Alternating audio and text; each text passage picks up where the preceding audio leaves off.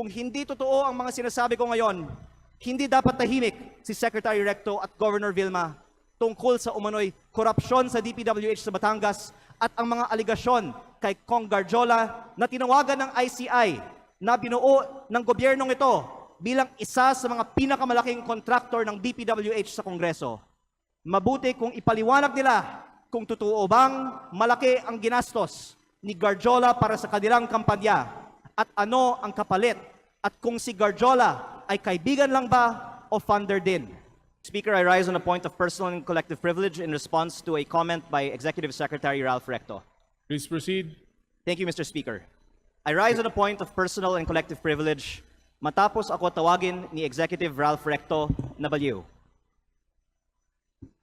Kung baliw man ako, at least hindi ako magnanakaw. Tila affected si Recto sa mga post ko tungkol sa kanya at si Congressman Edwin Garjola. At mabuti kung magpaliwanag na lang siya tungkol dito. May kinakalat din siya sa social media na ako daw ay may utang sa DOE na 24 billion pesos. Ito po ay walang basihan at inimbento lamang upang tangkang pahinain ang mga binubunyag ko tungkol sa korupsyon sa ating gobyerno. At mas marami pa ang aking sasabihin sa ibang pagkakataon. Nagsimula lang itong mga atake sa akin nang sinimulan kong imbestigahan ang DPWH sa Batangas at ang mga kumpanyang konektado kay Congressman Edwin Garjola at naging Executive Secretary si Ralph Recto. Marami rin ang nagsabi na ang pagbunyag ko nito ay hindi aking kapaki-pakinabang. Ngunit hindi ito para sa sarili ko, ito ay bahagi ng aking tungkulin bilang mangbabatas at kinatawan ng unang distrito ng Batangas. At hindi ako matitinag, kaya po ako ay nananawagan na imbestigahan ang koneksyon ni Garjola kay Recto, lalo na ngayong Executive Secretary na siya, at suriin ni Pangulong Marcos kung natutulungan ni Recto si Garjola mula sa loob ng Malacanang. Dahil limitado ang oras ngayon, ilahad ko ang iba ko pang nalalaman tungkol sa mga koneksyon ni Garjola at Recto sa iba pang mga araw. Sisimulan ko lang ngayon sa isang punto. Ayon sa aking tansya at pananiliksik, mahigit 1 billion pesos ang ginastos ni Congressman Edwin Garjola para kay Vilma Santos Recto at Lucky Manzano sa iba pa nilang mga kandidato at sa sarili niya bilang first nominee ng CWS party list sa 2025 elections. Sa aking distrito, ang tansya ko ay 150 million. At ayon sa ibang mga politiko, gumastos sila ng 200 o 300 million sa kanilang distrito. Kaya sa 6 na distrito ng Batangas, sinasabi ng iba na aabot ng 2 bilyon ang ginastos ni Recto at Garjola. Lalo't mas malaki pa ang ginastos sa Lipa. Pero hindi po ko bubuksan ang mga kinatawan ng Lipa sa aking pahayag na ito. Pero sabihin na lang natin na 1 billion pesos ang ginastos ni Recto at Garjola sa 2025 elections. Noong April 16, 2025 naman, inimbita ako ni Congressman Garjola na mag-dinner sa kanyang bahay sa Punta Fuego na Sugbo sa aking distrito kasama si Secretary Recto na makikita sa mga picture na ibinahagi ko sa Facebook para hingin aking tulong para kay Vilma at Lucky. Pagkatapos, umikot ako kasama si Kong Garjola at mga tauhan ng mga Recto sa iba't ibang bayan ng aking distrito upang i-endorse ko ang V-Lucky sa mga leaders ko. Pagkatapos ng mga meeting, nakatanggap ako ng reports na may ibinigay umano na cash para ikampanya si Vilma at Lucky na galing raw kay Congressman Garjola. Tila si Congressman Garjola ang gumagastos para sa kampanya ni V-Lucky. Batay sa aking mga nakita sa aking distrito at sa mga pagpupulong at materyales kung saan ang nakalagay ay Vilma Santos Recto, Lucky Manzano at CWS party list. Ang ibang mga politiko sa Batangas ay pwede ding tumestigo na si Garjola ang gumagastos para sa mga Recto. Kahit pagkatapos ng eleksyon, ibinahagi ko din sa Facebook ang picture ng meeting ni Gov. Vilma at Secretary Ralph sa mga mayors ng Batangas sa Tagaytay Highlands noong August 15 na ayon sa mga dumalo ay hosted by Congressman Garjola. Kung mali ang aking impormasyon, narito naman ang ibang mga kinatawan ng Batangas at pwede nilang sagutin ngayong araw na ito ang aking mga pahayag. o pwedeng magpatawag ang Kongreso ng pagdinig. At kung totoo na 1 billion pesos o mahigit pa ang ginastos ni Congressman Garjola para sa mga rekto sa nakaraang kampanya, ang susunod na tanong ay, bakit si Garjola gumastos ng mahigit 1 billion piso para sa mga rekto? Ito ba ay pagkakaibigan lang o may ginagawa ba si Ralph Recto as Cabinet Secretary of the Republic of the Philippines para makapaggastos ng ganito si Garjola? Sa aming dinner noong April 16, inalok ako ni Congressman Garjola na mag-partner sa kanya at kay Secretary Recto sa pagnenegosyo sa DPWH sa aking distrito. Sa sistema raw na ginagawa nila noon pa sa Lipa at sa ibang mga bayan. Tukuyin ang mga lugar para sa mga road opening ng DPWH. Sabihan ko daw sila pag meron akong mga nakita para makasama sila sa bilihan ng lupa.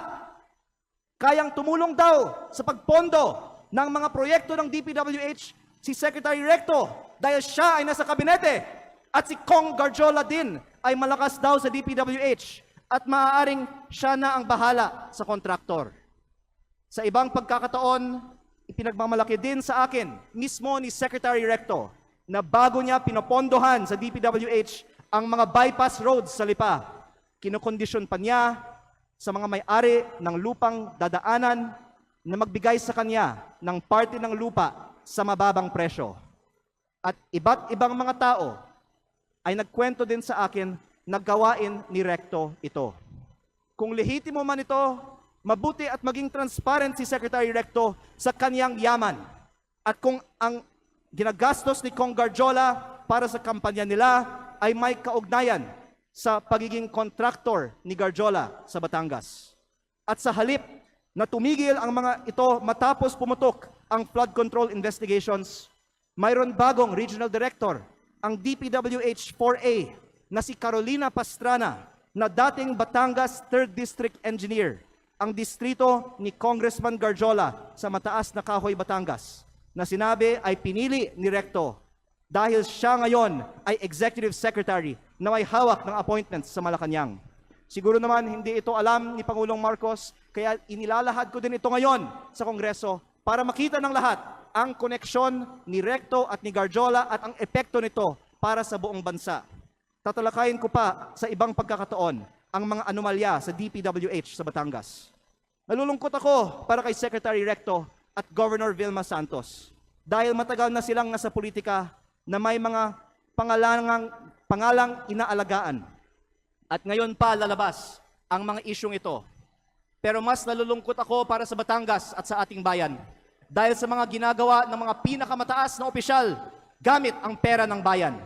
Lalo kung hindi man lang tutugunan ang mga aligasyong ito at kung hindi inaaprubahan ang pagbaba ng VAT at mga buwis sa langis o ibinibigay ang ayuda para sa lahat na nabanggit ko na sa mga nakaraang pagkakataon. Kung hindi totoo ang mga sinasabi ko ngayon, hindi dapat tahimik si Secretary Recto at Governor Vilma tungkol sa umano'y korupsyon sa DPWH sa Batangas at ang mga aligasyon kay Kong Garjola na tinawagan ng ICI na binuo ng gobyernong ito bilang isa sa mga pinakamalaking kontraktor ng DPWH sa Kongreso. Mabuti kung ipaliwanag nila kung totoo bang malaki ang ginastos ni Garjola para sa kanilang kampanya at ano ang kapalit at kung si Garjola ay kaibigan lang ba o funder din. At kung hindi sasagutin ni Secretary Recto ang mga aligasyong ito, hinahamon ko si Yusek Claire Castro sa susunod niyang press briefing na sagutin kung tama ba na may ganitong aligasyon kay Executive Secretary Recto, bakit hindi pa sinasalang si Secretary Recto sa Commission on Appointments at kung ayaw din ba nilang buksan ang mga detalye ng 2 kasong plunder ni E.S. Recto sa Ombudsman. Mabuti ding magpaliwanag si Yusek Castro kung bakit ba talaga natanggal sa pwesto si Executive Secretary Lucas Bersamin nang walang paliwanag at ipinalit isang respetadong dating Chief Justice ng Supreme Court sa isang taong ngayong may 2 kasong plunder sa Ombudsman. Panghuli, hindi lingid sa atin na binomba ang kotse ni dating Batangas Governor Armand Sanchez. Mapanganib ang politika sa Batangas kapag malaking tao ang inyong binabangga. Kaya kung ito man ang aking huling pagkakataon, nais kong dagdagan, hindi lang DPWH ang posibleng pagkukunan ng pondo ni Recto at Garjola.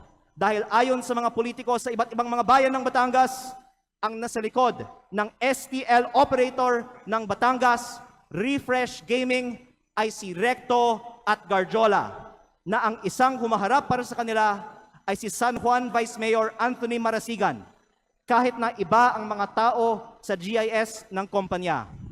Habang nasa kabinete ng Republika ng Pilipinas si Secretary Recto, mayroon bukis o second table ang Refresh sa kanyang sariling lalawigan.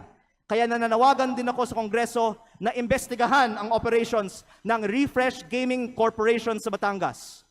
Ang mga politiko sa Batangas ay maaaring tumestigo na dahil si Governor Vilma Santos ay nasa Kapitolyo, si Executive Secretary Ralph Recto sa Malacanang, at suportado sila ni Congressman Garjola, kompleto ang makinarya para gawing negosyo ang Batangas. Kaya baka hindi lang 1 bilyon ang nagastos na ni Garjola para sa mga Recto. Maraming salamat po.